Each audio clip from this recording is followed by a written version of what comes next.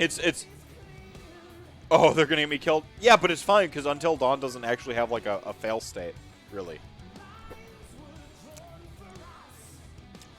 I can't wait. You don't celebrate it, nor do you want to. I mean, that's sad.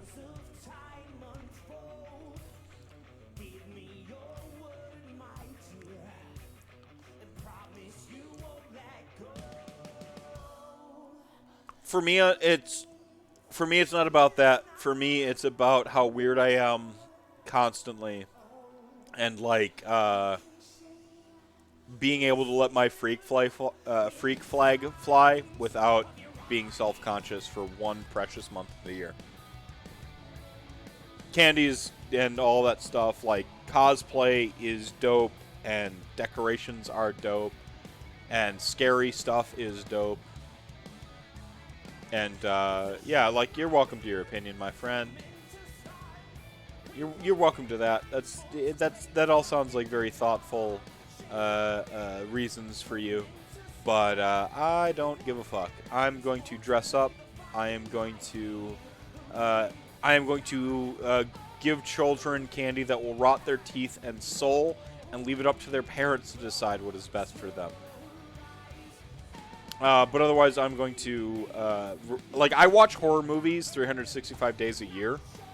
I'm culminating a list of movies I have watched 365 days a year for the perfect 30 for other people to watch this time. And the commoditization of ritual is just what it means to live in modern society. But ritual is still important for humans. Like, we need ritual. Like, we need it. Humans need ritual. We require it to exist. And so I'm not going to harsh on one ritual over another, because they're all fucking pagan rituals. Christmas is a pagan ritual. Saturnalia, baby. Here we go.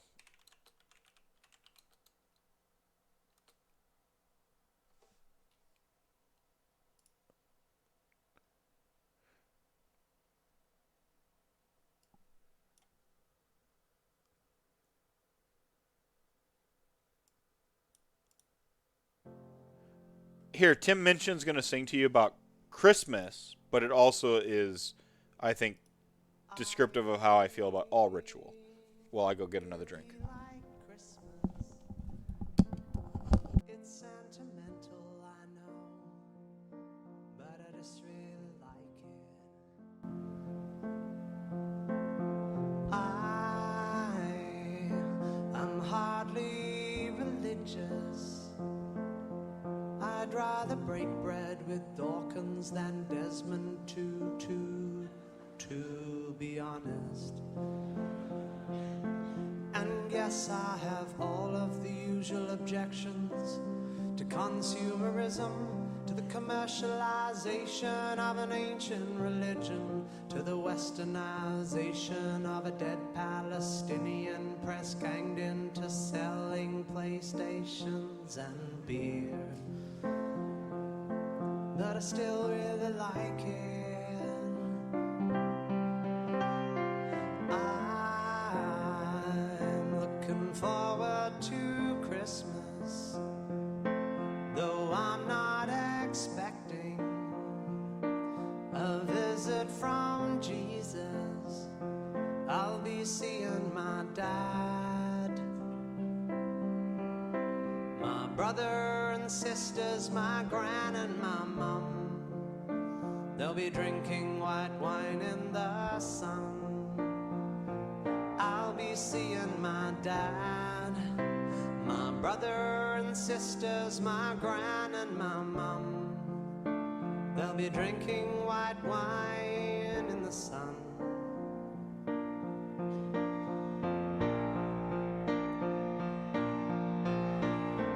I don't go in for ancient wisdom. I don't believe just 'cause ideas are tenacious, it means that they're worthy.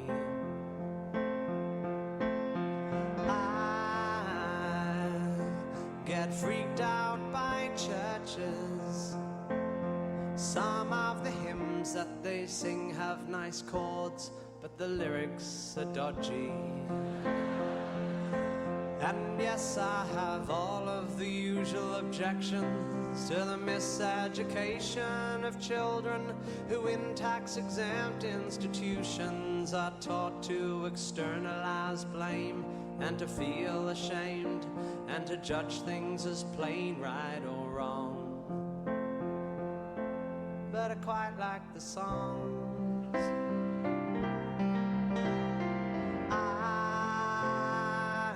I'm not expecting big presents.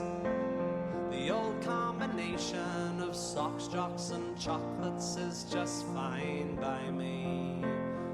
'Cause I'll be seeing my dad, my brother and sisters, my gran and my mum. They'll be drinking white wine in the sun. I'll be seeing my dad, my brother and sisters, my gran and my mum. They'll be drinking white wine in the sun. And you, my baby girl, my jet-lagged infant daughter, you'll be handed round the room like a puppy at a primary school. And you won't understand, but you will learn someday that wherever you are and whatever you face, these are the people who make you feel safe in this world. My sweet blue-eyed girl. And if my baby girl, when you're 21 or 31 and Christmas comes around and you find yourself 9,000 miles from home, you'll know whatever comes. Your brothers and sisters and me and your Oh, mom. you didn't need to hear what I was saying. I was just saying, like, Tim Minchin is absolutely Australian. Also a dirty leftist like me. And that this is my favorite Christmas song. Your uncles, your grandparents, cousins, and me and your mom will be waiting for you in the sun, drinking white wine in the sun. Yeah. Darling, when Christmas comes, we'll be waiting for Best you Christmas in song. the sun, drinking white wine in the Also had a goth phase. You can see it. waiting for you Look at that in mascara the sun, and the hair. waiting for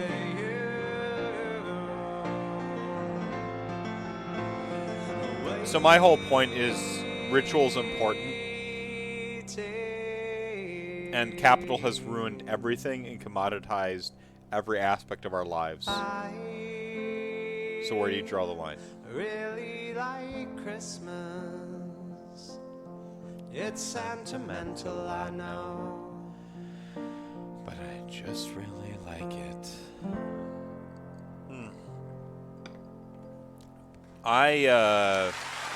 I grew up.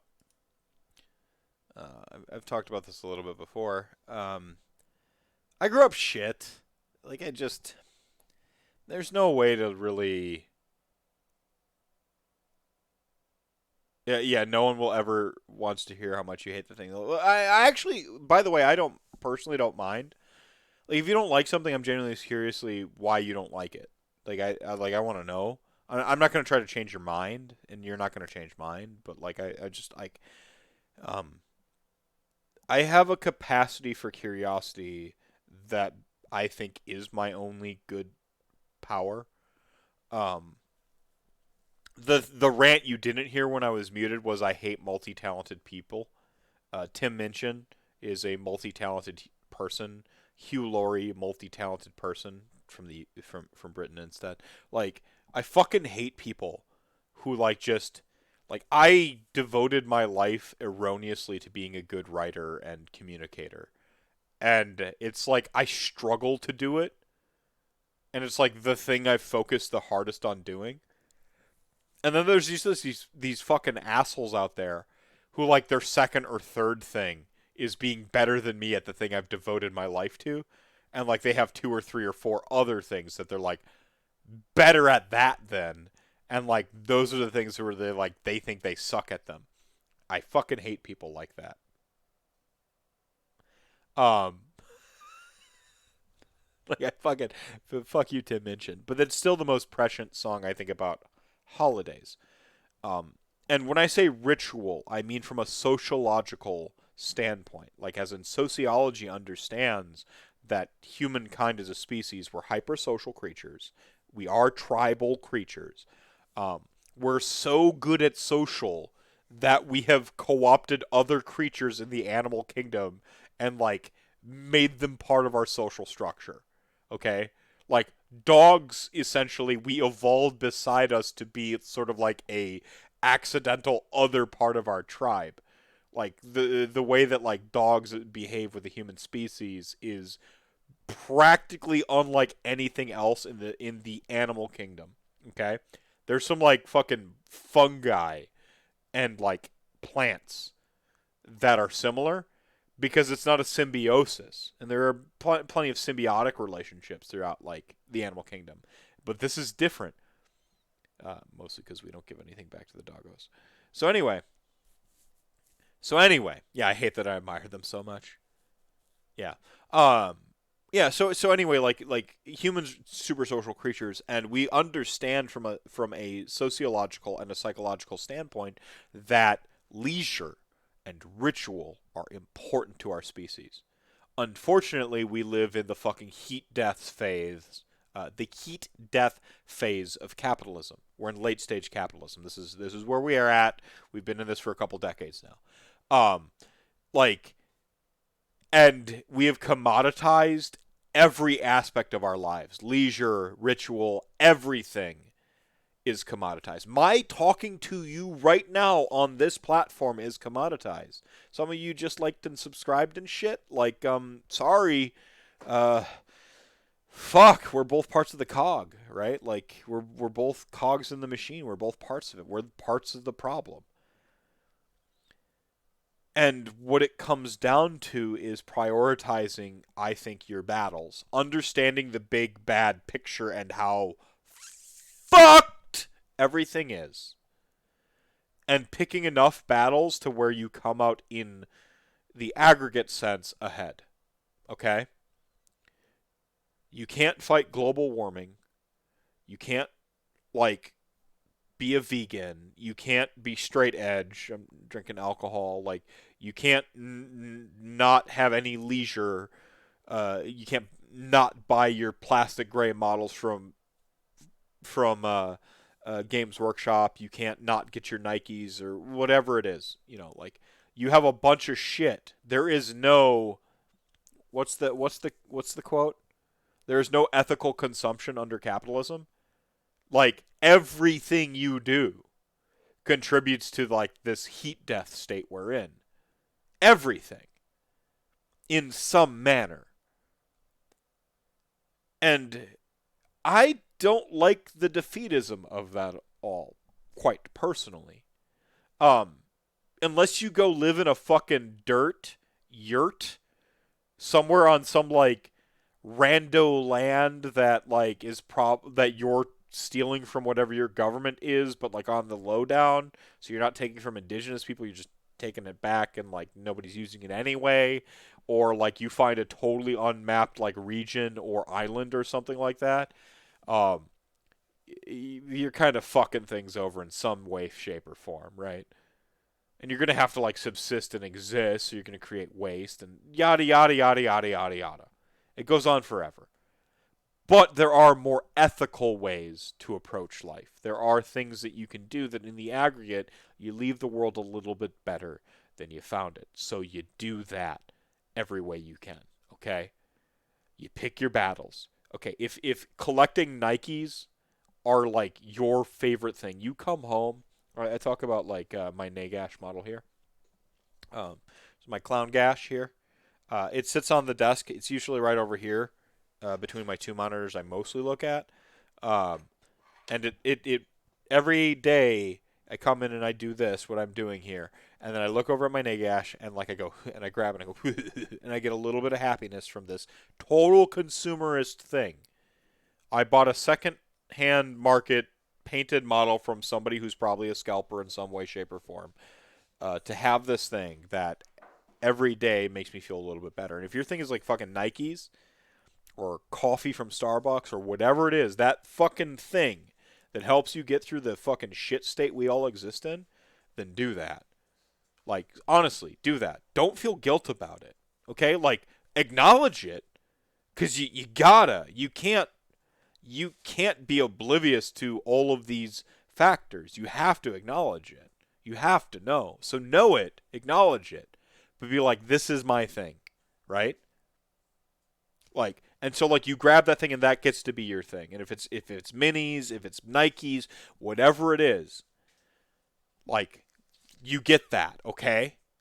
Like, and then the other stuff is where, like, so maybe you need your Nikes and your coffee, so you get both those.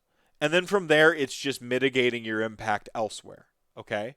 And just sort of all the ways it percolates down through, the whole point is to just be better in the aggregate than the average other person, and then hopefully impact enough people directly in your life that you get other people who are better in the aggregate. Politics and the world and all this shit above us, it's important to vote and it's important to do all that stuff. But when it gets right down to it, like, the system is rigged against us all. And maybe this is an incrementalist take, which belies my, like, my baser anarchistic views of the world. But, like, you gotta pick your battles because we're in this for the long haul. The world didn't get fucked overnight. It spent hundreds of years getting fucked. It's probably going to take us about 100 years to unfuck it, okay? And so it's a marathon, everybody. You got to pick your battles. You got to take your wins where you can get them. You got to have your quiet moments and the things that give you peace of mind in between. And then, again, you need connections with other humans that are going to, you can directly affect and will in turn directly affect stuff. Like, that's the game. And I said this whole point to point out how important it is for ritual to help you reset and go back into battle. If it's Christmas is your fucking holiday, I'm not going to harsh on you because I'm not a Christian. Like, take it. Take the knee. You know, reset. Reimagine. Meet your family. See your family. Pass your babby kid around. Open some fucking presents. Indulge a little bit. Mix a drink you never drink. Drink a proper eggnog. Whatever the fuck it is. If it's the 4th of July and you just want to see shit blow up that doesn't actually kill other humans and you're just like, for a minute, you're just like, woo! And there's explosions that aren't killing people, then fucking get into it. You fucking flip some burgers? Hell yeah. If it's... I don't know what the Australian equivalent is to the 4th of July. But, like, do that if that's your thing, you know? Like, whatever it is, like, it's okay to have ritual. It's important. Leisure time. We are not machines as much as the world has conditioned us to feel like we fucking are. The world has commoditized every aspect of our lives. Take some of it back, for fuck's sake. Sometimes that means being just a tiny bit callous. Like, just a tiny bit of, like, I know that these Reese's peanut butter cups I'm shooting down a fucking PVC pipe rigged on my porch towards the kids for Halloween so that it's, like, COVID safe is, like, going to make them obese. But, like, goddamn, I need to reset. This is the thing I look forward to all year around. To reset. To, like take that deep breath so that I can fight the rest of the year against all the bullshit that's piled on top of us. Don't feel guilty about that. Keep fighting the good fight. Take the quiet moments for yourself. Reset when you need to, and indulge a little bit in your vice, whatever it may be. Be honest about your vice, but keep fighting, right? And that's the whole goal: is to keep your mental bandwidth topped off enough to where you can keep fighting. Because again, the world didn't get fucked in a day. It's going to take us a while to unfuck it. Hey, Lulu. You showed up in a weird point of the conversation. I'm well aware. She showed up at the world got fucked and unfuck it part the first time I said it. I need to stop laughing.